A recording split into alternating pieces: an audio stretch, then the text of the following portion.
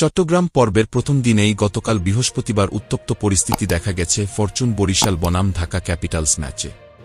সাব্বির রহমানের সঙ্গে বিবাদে জড়িয়ে পড়েন তামিম ইকবাল। সোশ্যাল মিডিয়ায় ঘটনাটি মুহূর্তেই ছড়িয়ে পড়ে। আগ্রাসী আচরণের জন্য অনেকেই কাঠগড়ায় তুলছেন তামিমকে। অবশ্য সাব্বির বিষয়টি সেভাবে দেখছেন না। অপ্রীতিকর ঘটনাটি হিট অব দ্য মোমেন্ট ছিল বলে মনে করেন তিনি। দেশের একটি বেসরকারি টেলিভিশনকে দেওয়া সাক্ষাৎকারে সাব্বির বলেন, মাঠের মধ্যে যে ঘটনাই হোক, এটা মাঠের মধ্যেই শেষ হয়ে যায় আমাদের। তামিম ভাই আমার সিনিয়র বড় ভাই, রেসপেক্টেড বড় ভাই এবং লেজেন্ড ক্রিকেটার।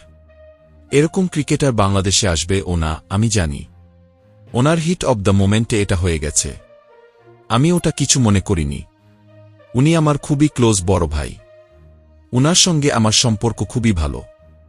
আশা করছি সম্পর্কটা চিরস্থায়ী থাকবে, ভবিষ্যতেও ভালো যাবে। ঘটনাটি ঘটে ম্যাচের দ্বিতীয় ইনিংসের নবম ওভারে। ঢাকার ১৪০ রানের টার্গেটে ব্যাট করছিল ফরচুন বরিশাল।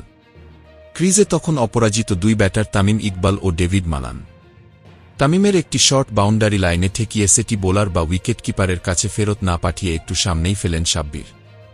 হয়তো ব্যাটসম্যান জেন বিভ্রান্ত হয়ে আবার রান নেওয়ার জন্য যান এবং সেই সুযোগে তাকে আউট করতে পারে।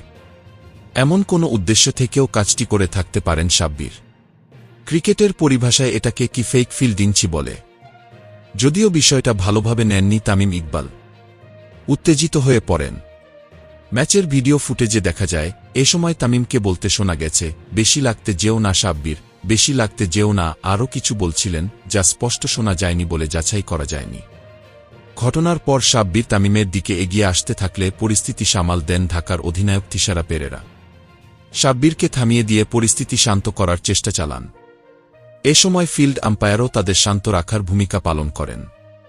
প্রিয় দর্শক, ভিডিওটি ভালো লাগলে লাইক, শেয়ার ও চ্যানেলটি সাবস্ক্রাইব করুন। ধন্যবাদ।